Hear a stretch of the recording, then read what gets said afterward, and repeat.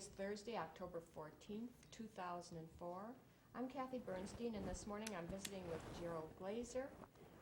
This is part of our celebration of 350 years of Jewish life in America. The Milwaukee Jewish Historical Society has undertaken a project, a community-wide project, to capture as many stories about our Jewish community members as possible. So Jerry, thank you for coming in. We appreciate it.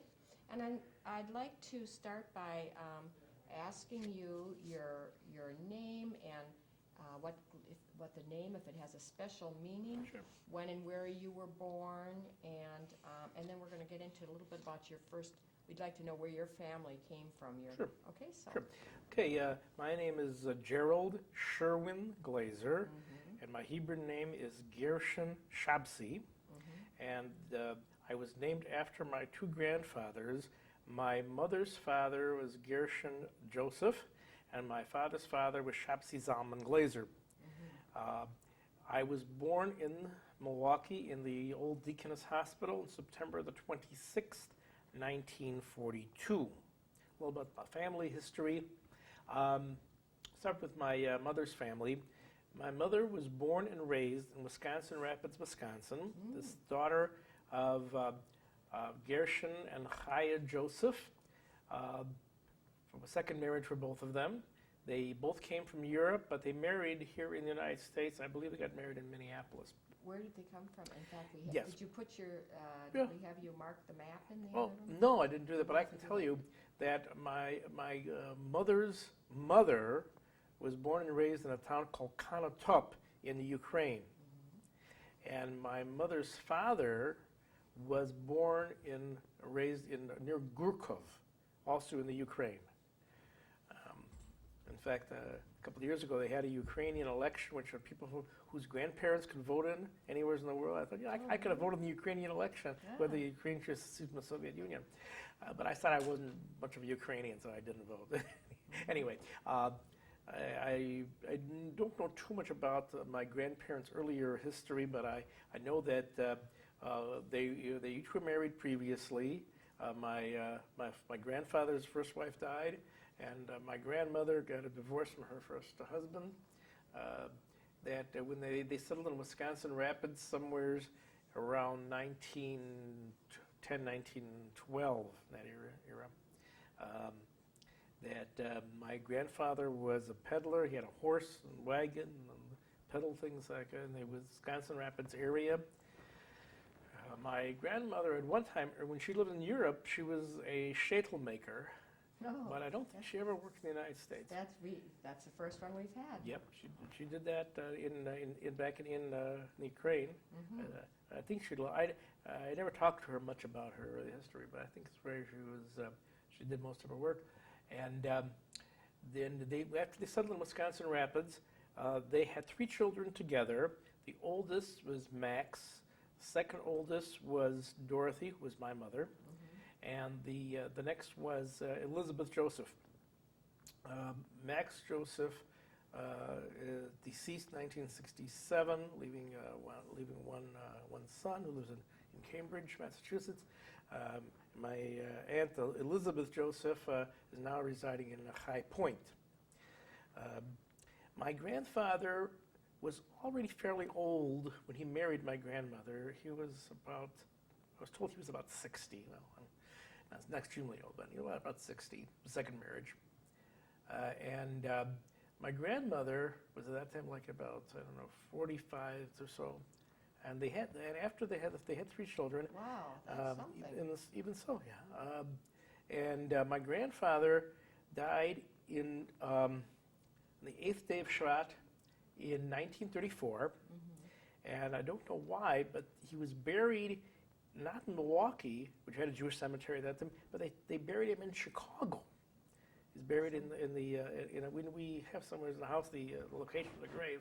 Do you think, was it maybe one of these cemetery associations that you bought in or something when you came I don't know, over? because he never lived in Chicago. No, but do you know what I'm talking about? Those, maybe that, I don't know. Landsmannschaft Cemetery. It may be because, of course, this is long before I was even born, Right. but he was, when he died, the finally buried him in Chicago. And after that, my grandmother decided that if her children were to marry Jewish people, they would have to get out of Wisconsin Rapids, which had a very, very small Jewish population in the whole area, that part of the state, very small Jewish population. They had some Jews in Arpin, and there's a well-known story about that. Sure. And they had a shul in Stevens Point. There was no synagogue in Wisconsin Rapids at all. By the way, Wisconsin, the town was called Grand Rapids at the time that my mother was born and her early years. It was changed to Wisconsin Rapids because the post office kept getting mail mixed up with letters that were intended from Grand Rapids, Michigan. So the city authorities changed it to Wisconsin Rapids to distinguish them. Oh, that's So interesting. her birth certificate says she was born in Grand Rapids, Wisconsin. Anyway, so after my grandfather died, then my grandmother moved the family to Milwaukee in about 1935, thereabouts. All three of them moved here,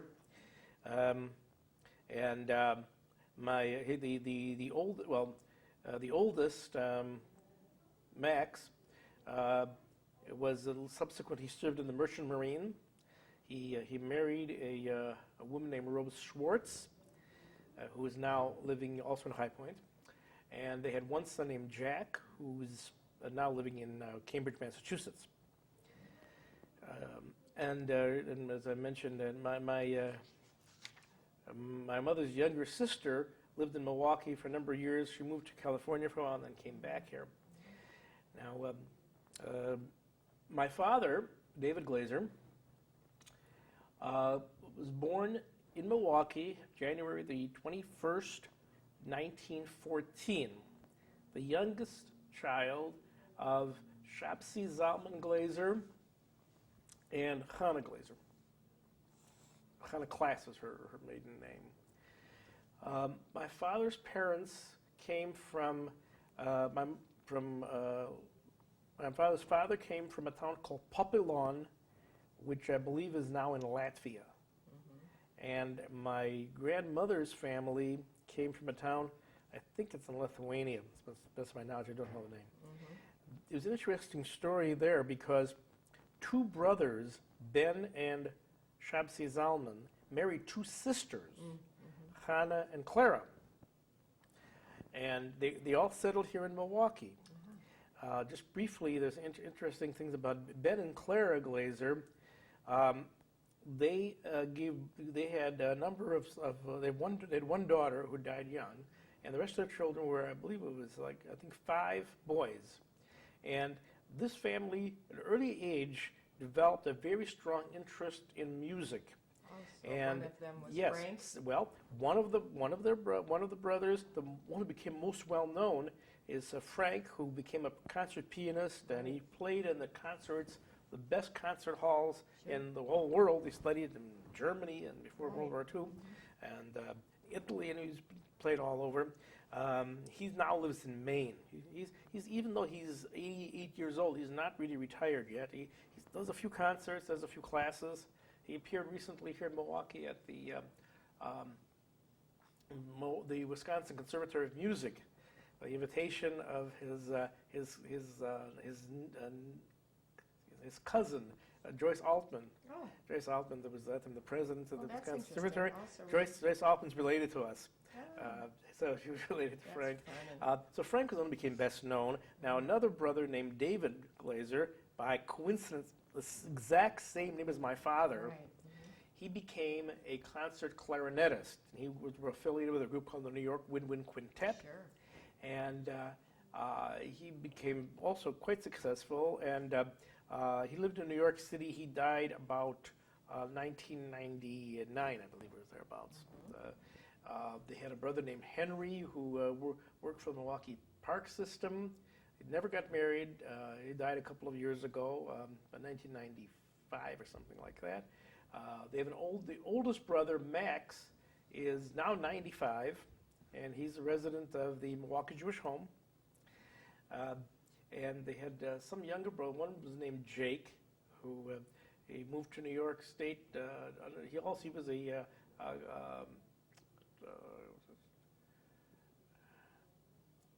French horn player, best of my Unusual, recollection. isn't it? Well, I think that's what he played. French horn, he taught it at I think at the high school level, at the college level. But anyway, he died at a young age, unfortunately. And the youngest brother, Sam, who's just a little over 80, lives in Madison, Wisconsin. He's retired as a safety supervisor for a regional telephone company. The Glazer brothers, back in the 1920s, formed their own dance band. So while some of them were interested in classical music, like Frank and they, to distinguish them, Ben and Clara's son was called Dave, and my father was called Davy or David. So Dave became interested. He and Frank were interested in classical music, but meanwhile his brothers were interested in dance band type performances. They were not that serious musicians as Frank and Dave were. They didn't want to practice 10 hours a day. They liked to play a little bit on the side. They went into other businesses. Most of them did not make their living from music, but they did. Oh, I forgot. There was one named Eddie, by the way, who was still alive. Lives up in the Good Hope area. He played the trumpet, and so they had their own band. It was called the Glazer Brothers Band. And although my father was not one of the brothers, in order to make it simple, they had him in the band too. What did he play? Well, he played the saxophone, also the oboe on other occasions. What's your dad's name? David. Oh, right, you just said Right. Yeah, so that's Ben and Claire's family. They lived in Milwaukee in the area on the 2000 block of North 15th Street. Okay, let's skip a little bit and I want to talk. I want to make sure we have enough time. I'm sure I'm not in a hurry. Your parents, I'd like you to talk about how they made a living and where they, in their wedding and Sure. bit. My father and mother How were. they met? Yes. They were introduced, I believe, by some common acquaintances, and after a rather short courtship, they were married on August the 31st, 1940, in a wedding hall located at 3rd and Wells Street, I believe. Building no longer exists. A wedding hall on 3rd and Wells? Yeah, it was torn down. So we have a picture of their wedding. In those days, so one picture of the whole group. When they get married, that my grandmother had rented an apartment, a small apartment, as it turned out to be, 2132A North 16th Street, which was halfway between Lloyd Street and North Avenue. And my father just moved in with my mother's family. At that time, the apartment was occupied by my grandmother, Mrs. Joseph, my mother, her sister Elizabeth, and then my father came into it. My mother she had worked at a couple of businesses. I think she worked at a knitting works for a while or something like that. Yeah. My father had done. He was graduate high school in 1932, but he was a shoe salesman for a while. He got a job at a drug firm called Yarn Lange Company, and he was out of work for a good deal of time during the Depression. So things were, that was of course before my parents got married. But after they got married, he worked at the Yarn Lange Company, and I want to ask you a question. Sure. You say your father didn't work during the Depression. He was out of work a good deal of time. Right. So how did they live? Well, when they were married, it was already 1940. Okay. So by that time, he did get a job at Yarn Lange. I see. Okay. But he'd been out of work He had been out of previously. work. It was very common in that time for a very large family to live in an apartment in which there were only, even of the adults, there may be half were working. But those who were working made enough to pay the expenses for the apartment and for the food and so forth, so that the whole family survived, even though some people were out of work for a long time. I know my father had a cousin, not from this family, not from the family I mentioned, but another from on his father's side, that one man was out of work for I don't know, decades or ages. But they all people who chipped in and helped the members of the family who couldn't find work. so around the time I was born, September the 26th, 1942, and around that time, my father had got interested in the beauty business and becoming a beautician. I don't know exactly when it was that he changed from working for the Yarn Lange firm. He went to beauty school and he got a beautician license. And subsequently, my mother also went to beauty school. And first, my father got a job as a beautician for Gimbals that had their own inside the store shop. And he was playing in dance bands off and on, here and there too. But his main occupation then was to become a beautician. And after my mother got her beautician's license, that in 1946 they bought a beauty salon. It was called the Beauty Center, located at 4711 West Center Street. And they worked there together. And some of the times, they had apprentices from time to time who came and went. But until they retired, they continuously worked as operators of the beauty business. That was the first location. The second location, they moved to a little better location, 5226 West Center Street. And subsequently, 1959, they moved to 4518 West Burleigh. That time they called it David's Beauty Salon. Previously been called David's Beauty Center. So they were together 24 hours a day, both at home and at work, for all of those years. And they just retired in around about 1989, thereabouts. They closed their shop. They closed the business and retired. And, it's not that long ago. They haven't worked. Man, my father worked till he was 75, and I would take the years. That takes it to 1989. So that's basically their story. Well, so what was it like growing up? You had siblings? No, never. You're I'm an only child. Oh. Yeah, I never had any siblings. I'll tell you what it was like. I'll tell you broken up into periods. Broken up into let's say 3 periods at least. My first period, from the time that I was born in 1942, we lived on 16th Street. There's a street at that time had quite a few Jewish families. There's a family. We lived in the rear apartment of an 8-family apartment building, of which probably about half of the residents were Jewish. We had a Jewish-owned grocery store right next to the building. The building's still standing, by the way, 2132 North 16th Street. Most of the homes on the block have been destroyed, but that one's still there because it's all brick. Anyway, there were a number of Jewish families living right nearby. My mother had a half-sister who lived just south of us, about 2 doors south, at 2116 North 16th Street. And a few doors south of there was the Solstein family, the Jubileer family, the Milan family, and the other side of us was the Moskowitz family. The Habers lived in the same building with us. Mrs. Schwartz, don't remember her. The one who's David Haber was at that time a boy. He's a little younger than I am. I think he became a doctor subsequently. So the building was owned by a man named Pachevsky, whose son is the owner of Mr. Peace Tires. Oh, that's our landlord was Nathan Pachevsky.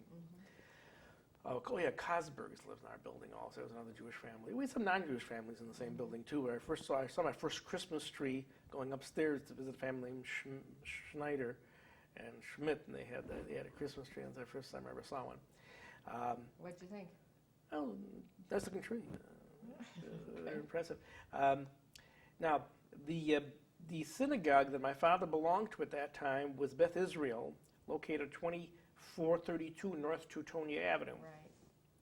Oh, yeah, the one thing I should mention about my father's background, which is significant, that his father died of tuberculosis in 1918. My father. There was a big flu epidemic, but I actually have seen my grandfather's death certificate, and he was 43 and a half years old. He was a shoemaker. He had his own shoe store on Kinnickinnick Avenue. We have a picture of him. Yeah, my father was born on the south side. That's on East Linus. I lived on East Linus Street.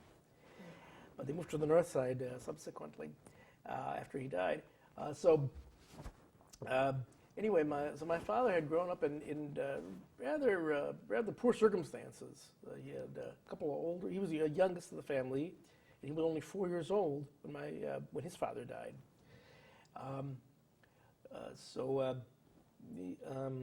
Do you have a family tree? Or in writing, you mean? Yeah. I don't. Well, yeah. As a matter of fact, we do. Yeah, I just remember. You should really give me a copy so I could put it in your file. Oh, okay. It's in my parents' room at the Jewish home. So, anyways, we belonged to Beth Israel. Who was the rabbi then? Rabbi Harold Baumrind. Right. He married my parents in 1940. He was the rabbi of Beth Israel. The place was probably the largest synagogue I've ever davened in. Right. At the time that I went, my father started bringing me there when I was just a boy. For Rosh Hashanah and Kippur and so on. Then in 1950, my father's mother died, or 1951, I guess it was, and he went to say Kaddish, and he used to bring me along with him, even though I didn't even know how to read Hebrew yet. But I got in the habit of going to the shul, and I go to read every day. Well, pretty much, yeah, that's where I first began doing it. But my father was not extremely religious, but he knew how to daven, and he took his responsibility to sing Kaddish very seriously. He did it the whole 11 months. And the only time I ever saw my father cry was the week that his mother died. Never since. He's always been very stoic, but that's one thing that really got to him. So we lived there, and I was enrolled at the age of about it was 9. I was enrolled in the North Side Talmud Torah, which was located at the rear of Beth Israel.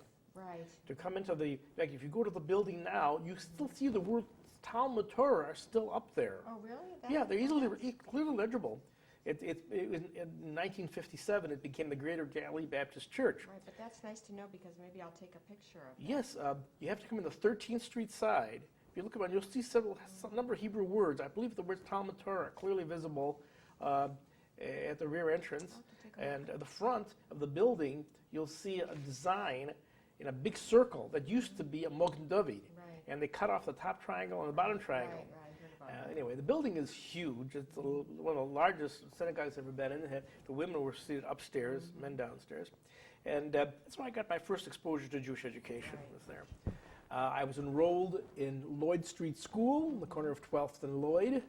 Ironically, one of my cousins was a teacher there, and she became my teacher when I was in 5th grade. Her name was Evelyn Margolis. I stayed there until in the fall of 1952, my parents bought a house. And they decided to buy in the neighborhood where their business was located. They bought 2675 North 54th Street, which was just diagonal from Congregation Beth Yehuda. So, although we still continued to go to Beth Israel for a while, and my father was active in the men's club for a while, but eventually we switched over to Beth Yehuda. So that begins kind of like a second chapter of my life on the west side. I was enrolled then in Sherman School, and at the same time in Harry Garfinkel's New Method Hebrew School. Oh, you were one of those kids. Yes, huh? yes. The Hebrew school was located right next door to my father's beauty shop. He was at 5226. The Hebrew school is 5220. And Mr. Garfinkel had a couple of classes, but they were all fairly large.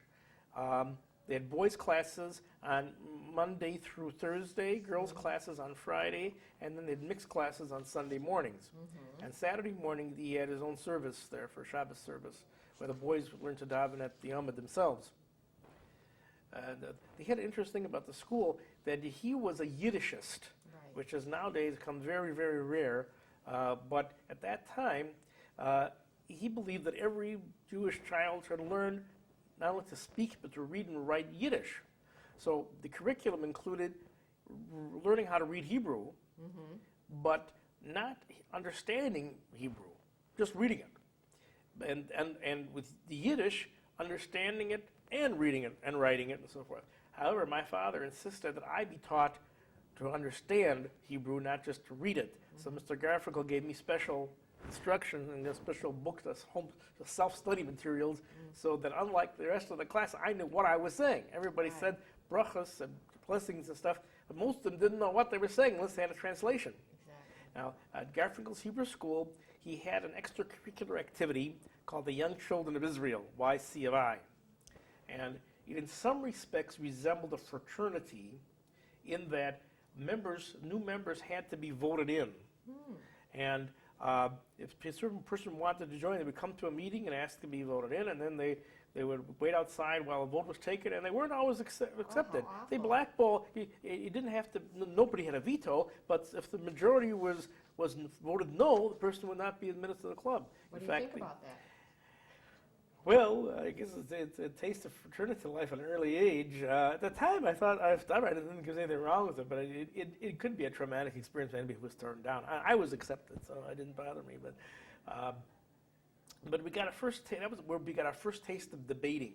It was largely a debating society for kids, basically from the ages of about 10 through 13, and every meeting had a debate.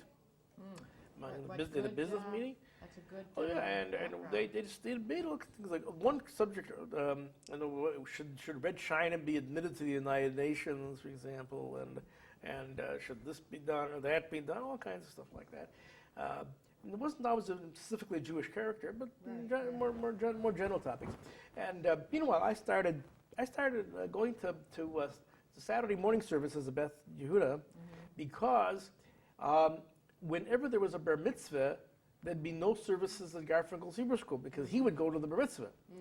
So they closed for those days. So then I think I was my mother who suggested that I go across the street because I was alone a great deal of my early years. Being an only child, having no brothers or sisters, that I really had to go and look for friends when I wanted to associate with anybody. When I was on 16th Street, I did have a few very close friends. When I moved to the west side, actually, we lost contact pretty much with most of them. Although eventually some of them also moved to the west side. But we kind of started over from scratch. And since both my parents were working, that they weren't home during the days either. Now, my grandmother lived with us all the time at 16th Street, and she started getting sick pretty much the last year that we lived on 16th Street. By the time we moved into our home on 54th Street, her condition was very poor. She was in very quickly declining health. I don't know exactly what it was. Now, it was probably a stroke or a series of strokes, but she was completely invalid and died on October of 1953. After she died, that I was really alone a great deal of the time. I went up to the Schultz, Rabbi Twersky's Beth Yehuda, and I got active in the congregation, and that was a sort of made up for in a way for not having much going on in the house. I'll tell you a little bit about Beth Yehuda from that period. Okay. Rabbi Twersky, Jacob Israel Twersky, they're also called the Rebbe. He and his Rebbitzin, Dvorah Lab, they took a liking to me very early, and they found out that my parents didn't have a Shabbos meal on Friday night. So when Rabbi found that out, he invited me to eat with him on Friday night, and I accepted that, and I wound up eating there all the way from like 1954 until I went away to college in 1960. Wow. 6 years. Never had to pay anything, or they knew I didn't have any money, but they just accepted me. I love that. At the time, Rabbi Tversky seemed like a very old man, but since I know he was born in 1899, as a matter of fact, at the time that I first started going to his shul, he was 55. And now I think that's 55-year-olds are most middle-aged, but he always seemed old. He got gray at a fairly early age, kind of heavy, and he had very old-world mannerisms. Rabbi Twersky understood English quite well. He did not speak it very clearly. His English was never had a good pronunciation or grammar, but he did understand things pretty well. His main language was Yiddish, And when he spoke to the congregation, he mostly spoke in Yiddish, which I understood fairly well.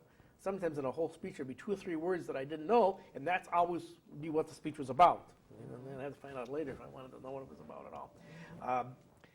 He was a very an interesting man because he was born and raised in Europe in a Yiddish culture. But when he came to America, he took a very strong interest in what's going on in America. He read the newspaper every morning, at that time the Milwaukee Sentinel, before the morning service. So when he came to the shul in the morning, he already knew what had transpired overnight. And he read the journal in the afternoon. And plus that, read the Chronicle every week, and plus the Yiddish papers besides. He was extremely interested in what's going on. Now, Rabbi Twersky had 5 sons, of which the oldest, his name is Shlomo, moved to Denver. And I didn't see him very often. He used to come to Milwaukee with his family occasionally, not very often. So we didn't have a real strong relationship with him. He was sick a great deal of the time. Most we heard about him was what illness he had, and people they were saying prayers for him all the time. And he eventually died at a young age, at the age of 58, many years later. But I never really got to know him. The next oldest son, Mottel, was an accountant, worked for Sam Bass's iron yard. And that I didn't know. yes, he lived on 29. He had the store too, didn't he? That was as a matter of fact, he did at the same time or nearby. Mottel had a store together with Mr. Richt. Yeah, I know. The two of them called Twersky Richt Market. It was a butcher shop and kind of a general Jewish store located at 54th and Center. Right. And on January the 11th, 1954, the whole building burned and his store was destroyed. He lost everything. They didn't have it insured. Mottel and Mr. Richt lost their entire investment in that. And subsequently, he just worked as an accountant. But Mr. Richt later opened a Pesach store, just a few weeks a year. Right. And in fact, sometime Mottel or his sons in the later years did come and work in that. But it was basically a vestige of the old Twersky and Richt store. It was the fire was a very severe one. The 3 firefighters died of smoke inhalation. Oh my word! And it happened a Saturday morning. And I remember we were in the shul and we came outside after davening, and you see the whole center street full of the fire department, and they had all the equipment out there, and they did save the building, which subsequently became Harry Leving's real estate office, and later now it's a church. But the building still stands, but the Twersky business was lost. So anyway, so Mottel was a young man at that time. He lived on 46th Street, just south of Chambers. He owned his own home. Avraham Yeshia Twersky, when I first met him, was a college student, and he was about to start medical school at Marquette University Medical School, now the Wisconsin College of Medicine. He lived at 2614 North 53rd Street. He was married to a woman named Golda. They had a couple of kids who were born in the mid-1950s. Yeshia was declared the official rabbi of the shul, because at that time, even if someone was a clergyman, if he didn't have his own congregation, he could be drafted. Oh. So they made him the rabbi of the shul. He had graduated from the yeshiva. His father, although was recognized as the real spiritual leader, he wasn't going to be drafted anyway. So they made Yeshia the rabbi. But he really did conduct a lot of the activities of the shul. I was bar mitzvah on November the 19th, 1955, and Yeshia delivered the address representing the congregation. So that was Yeshia. Now he had the Twins. Then there were the 2 twins, Michal and Aaron. When I started coming to Beis Yehuda, they weren't around much because they were both in yeshiva. They started out at the yeshiva in Chicago, which at that time was in a very bad neighborhood on the west side of Chicago. They're the last vestiges of Jewish life on the old west side. And around 1955, they were attacked and robbed and beaten by Negro thugs on the street. And after that happened, their father transferred them to the Baltimore yeshiva. So we saw them even less often. They went to Lloyd Street School.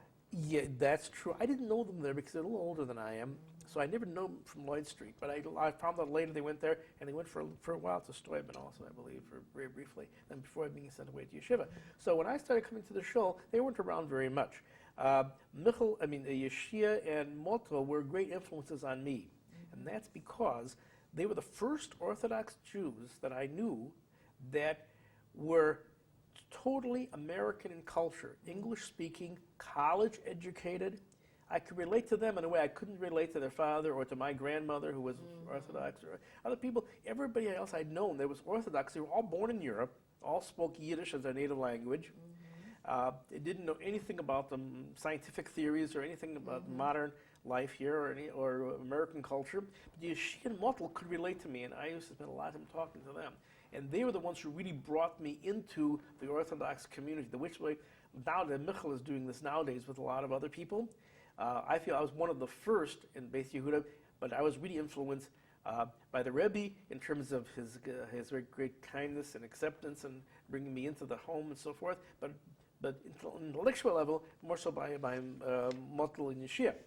So this brings up to my bar mitzvah. At that time, I was a student at Steuben Junior High School. Steuben had a minority Jewish population. It was significant, but there's some small, fairly small minority, probably about 10%. I didn't like it much at Steuben.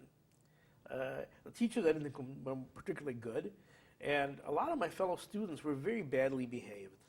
We had a lot of what they call bops, or people.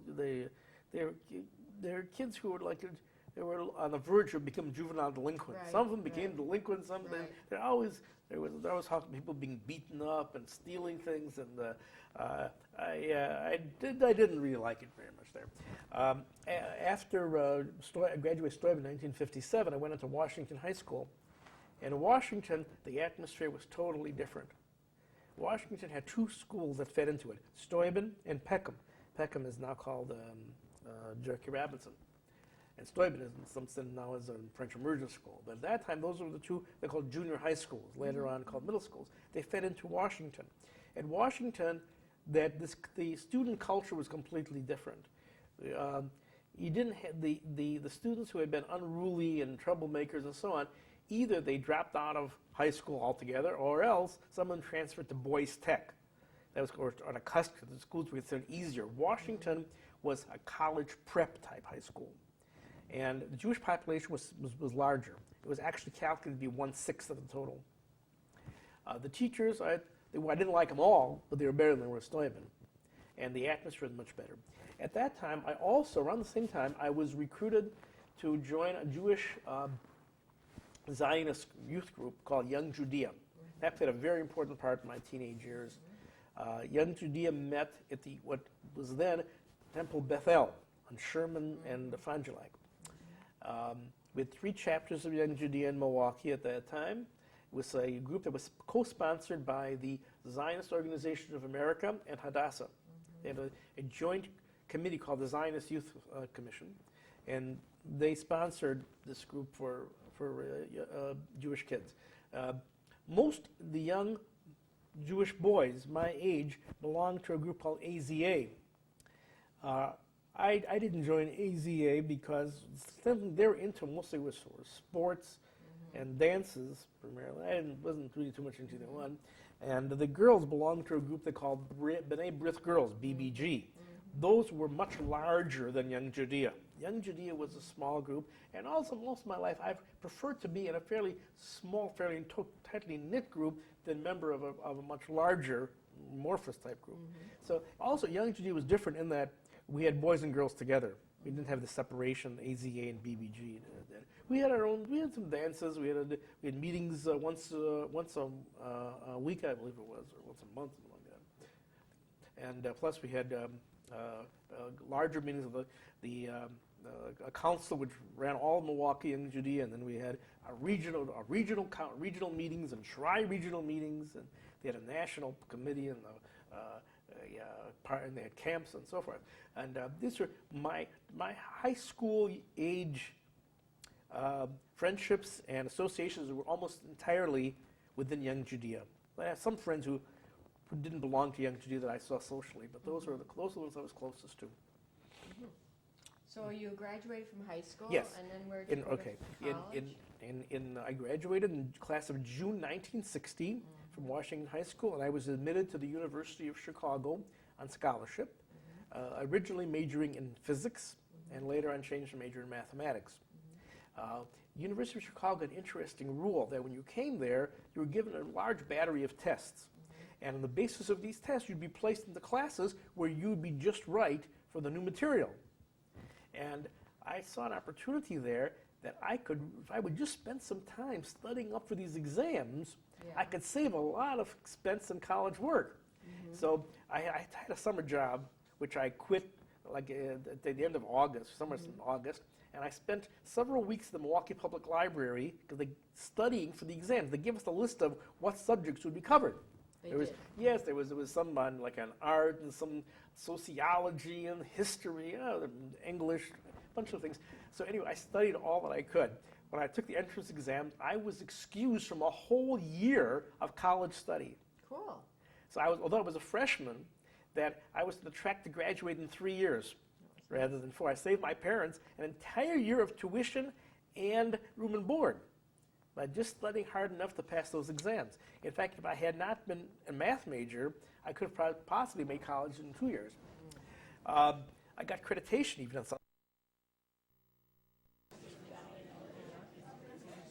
Okay.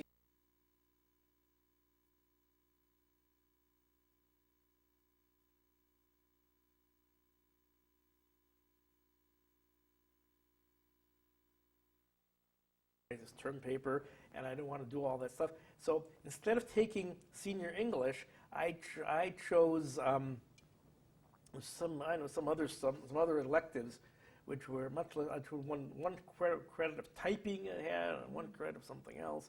Anyways, so my friends would warn me, well, sure, you're having easy now. Wait till you get to college. We'll have this experience of taking senior English. When you get to college, you'll have to do all that work. I got to college, I was excused from a whole year of English. The entire English requirement at U of C was 1 year, and I beat it in the placement exam. Good for you. So I never had to do that. My experiences at college, I was active in the Jewish student organizations. The University of Chicago had a much higher percentage of Jewish students than any school I'd ever attended before, not counting Hebrew schools. But I would say that when I was at U of C, probably about 25% of the students were Jewish. But they weren't from Milwaukee. No, of course They were, the largest group was from New York. They had a lot who graduated from the Bronx High School of Science. Many from there, some from the top schools in Chicago, and other parts of the country as well. It was intellectually demanding, very different from Washington High School. At Washington, I practically never brought any homework home. My choice was to keep my personal life separate from my school as much as possible. So I studied what I studied in the study halls. I did the assignments in study hall, and I cruised through with a B average, no problem. Maybe if I pushed myself, I had gotten more A's. I don't know. I graduated with an average just about 92. When I got to U of C, the atmosphere was completely different because whereas at high school you have the range of students from the very poorest to the very best, and you without being too demanding on yourself, you can be among the better students. At U of C, you didn't have any dumb students. They were all from the best. And the classes I took, mathematics, physics, chemistry, and so forth, but these were the students who had done well in these subjects who had decided to take these advanced courses. You did well. Well, it was much harder. I did succeed, but I really had to push myself more than I ever had before. So the you competition, graduated? Oh yes, the competition was much greater. What happened after you graduated, Okay. Jerry? I'll move along. I graduated in 3 years, and in June 1963, I decided at that time I wanted to be a mathematics professor. And I was accepted into Northwestern University. I was accepted to graduate school at the University of Chicago and into the graduate program at Northwestern University and University of Wisconsin in Madison. Milwaukee at that time did not have a PhD program. However, Northwestern is the only one that offered me any money. So if I had gone to the University of Chicago, my family would have had to pay tuition. At Northwestern, they offered me an assistantship, 0 tuition charge, and they gave me $200 a month to live on. So I went down there, and I rented, I shared. You lived in Evanston? Yeah, Northwestern's in Evanston. But I wanted to live in a Jewish community, so I lived not in Evanston, but in the Rogers Park area of Chicago. I owned my own car by that time, and I rented a small apartment in Rogers Park. And I drove to the campus every day. That was in the school year 1963-64, and during the and then the next school year continued. There was in a different apartment. It was the fall of 1964 that I first met Sissy Cohn. We met because she went to the same shul that I went to in Rogers Park, Rabbi Small's kind of polythetic congregation, and also she was a waitress at New York Coaster Sausage, which at that time had its own little restaurant in the back. And one day my parents came to visit me. They often did on Sundays. They come to visit me in Chicago, and we decided to go have lunch together there. At that time, my parents were putting me under great pressure to get married already because I was 22 years old and still single. And anyway, so Sissy was our waitress. And after she had left the table to get our order, my father said to me, "Why don't you ask her out? She seems to be a nice girl." I said, "Well, I think she's too young for me." She was still in high school, senior in high school, but I was a graduate student already. Yeah, but you were a young graduate student. Well, yeah. And anyway, so I thought she was too young. But after I saw her in shul, and on the next week or so, and she asked me if I would come and help her study Jewish history that afternoon. And I said, "Oh, sure, I'll do that." I came over there and I met her parents, Morris and Helen Cohn. They lived just a few blocks away from where I was staying. And we started getting acquainted, and around November the 1st, 1964, we decided to get married. However, she was still in high school and would be until June of 1965. So we stayed there, we were engaged, and she took me to a few weddings of the girls that she knew that were getting married early. So I get to see what an Orthodox wedding was like. Anyway, so we were married in Chicago at the North Park Hotel on July the 4th, 1965. I stayed in, unfortunately, my graduate career did not work out very well. I was not successful in the preliminary exam for PhD, but I was awarded a master's degree. I got my master's in mathematics in June 1965. And I stayed at Northwestern for one more year, in which at that time I knew that I would have to go on somewhere else if I wanted to succeed in that. I taught high school math one semester, part-time. And then in 1966, I was admitted to the PhD program at the University of Wisconsin-Milwaukee. So we moved to Milwaukee together. We rented an apartment in the upper flat, 2946 North 50th Street.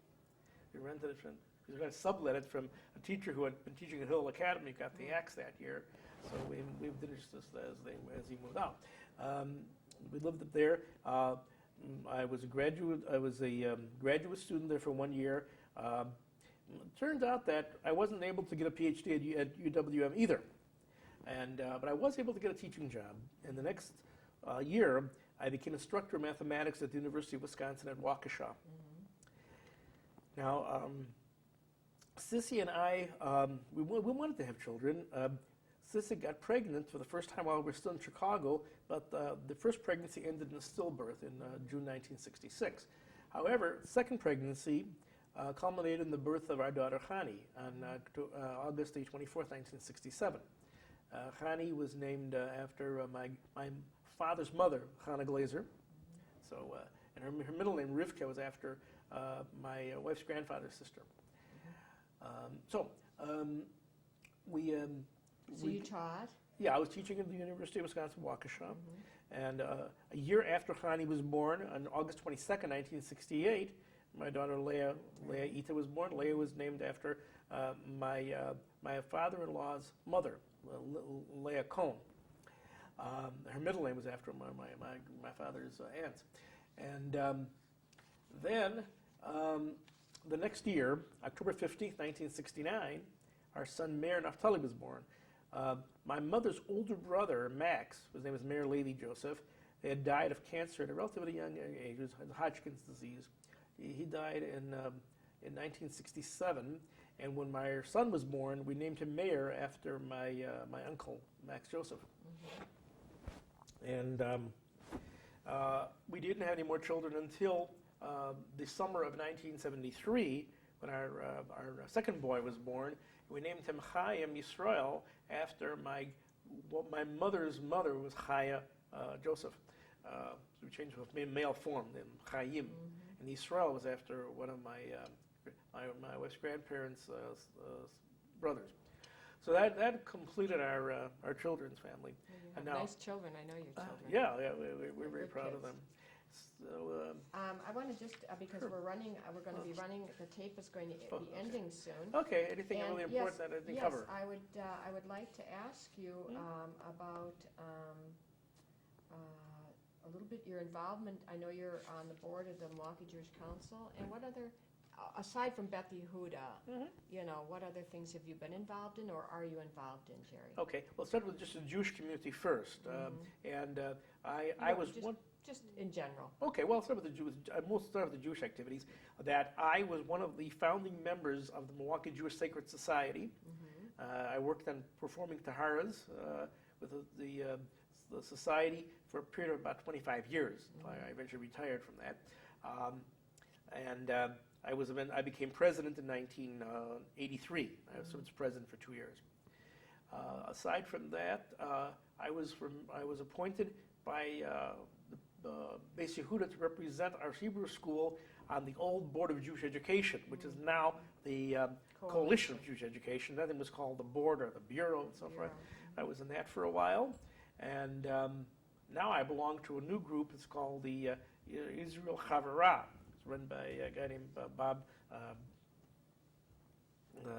Breslauer, which is to advocate for Israel in the general community. Now, besides specifically Jewish activities, I've also been active in politics in the general community as well.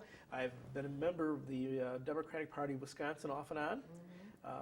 But now I'm back in. I was out for a while, but I rejoined it. And I run for office.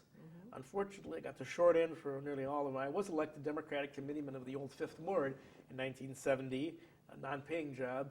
But I've run unsuccessfully 3 times for the Milwaukee County Board, and even more than that for the Milwaukee Board of School Directors. So those things didn't quite work out. But you're on the board of, aren't you with the Milwaukee Jewish Council? Yes, I was you've appointed. been on for a long time. Yes, I was appointed by President Julius Ertel of Beth Yehuda in 1985. Oh my God. And I have been on there except for periods in which there was a limitation of 6 years consecutive service. So I had to drop off for a while, and then nobody else at Beth Yehuda even wanted to take the job, so it would remain vacant until I was eligible to be reappointed. But I've been appointed to that job by I think 4 presidents of Beth Yehuda. Starting with Julius Ertel. That you're the only one. Well, I want to be active in the general Jewish community, not only the Orthodox community, and I think it's important to have someone in the Jewish Council who comes from an Orthodox perspective. And there are some other Orthodox schools do have representation also. But from Beth Yehuda, I thought it was important to have representation. Anything, just a moment thought on the future of our Jewish community? You feel good about it? Yes, absolutely. When I was a boy, I remember when I was getting to Beth Yehuda, I was one of a very small number of young people that were Shomer Shabbos. They were interested in davening with a minyan and so forth. There were just a handful in the whole. Again, all of Beth Yehuda, for example, I had like 2 or 3 friends who were my age, and then there were some a little bit older. And that was all. In the whole community, for example, on Sukkot, there would be maybe 3 or 4 sukkahs in the whole west side of the city, and most of them were affiliated with synagogues. People tell me, when you get older, you'll be the only Orthodox Jew around, because everybody else is, drifting off into reform or into intermarriage, or drifting away. And you can see at that time, the Orthodox community consisted mainly of people who were 60 or more. When I was in the minyan at Beth Yehuda, when the weekday minyan, I was the youngest guy there by far, being about 12, 13 years old much of the time. But the next youngest after me was Mr. Rich, the shamus. Oh my God. And the next youngest after him was the rabbi. The minyan consisted mainly of people older than Rabbi Twersky. I mean, this Rabbi Twersky Sr. There were people, the men in the minyan were like 70, 80 years old or so. And people said, well, when they die, there won't be anybody. And you can be the only one, or Well, You the won't even be that. Orthodox community has certainly grown, but also and- observance among non-Orthodox Yes, have grown. and what's happened is the people who were alive, or who were around at that time, were asking me these questions, and I tell them that I would tell them that I don't know what's going to happen in the future. I mean, maybe you're right. Maybe I said what's going to happen. But what did happen, in fact, in the Beth Yehuda community is that, well, due to the leadership of Michael Tversky primarily, that he's brought in a large number of younger and middle-aged people. So we have all ages represented. You go in the shul nowadays, and you can find maybe 20 boys or 50 or 30 boys at the services when the yeshivas are not in session, like recently on Sukkot. Not just the 2 or 3 that we had when I was a kid, and you find people in the 20s and the 30s and so on. Not the old men are a minority. We only have a few people that are like 70 or more. At 62, I am one of the older members of the shul now. If I had been the same age, a guy that age back in 1954 when I came in, he would still be one of the younger guys in the minyan. So the youth are showing tremendous interest in Judaism and being affiliated with our community. The Beth Yehuda community is the one that I'm most familiar with. But it's also significant that we have a growing Jewish community in Glendale, another Jewish community in the east side of the city, another one in Mequon. Since 1980, we had a yeshiva in Milwaukee. Back in the 1950s, if you tell people that someday New York families are going to send their boys to Milwaukee to go to yeshiva, they would have laughed right in your face. Well, I want to thank you, Jerry, for a very You're welcome. interesting interview. Thanks It's been a for pleasure. coming in. It's been a pleasure.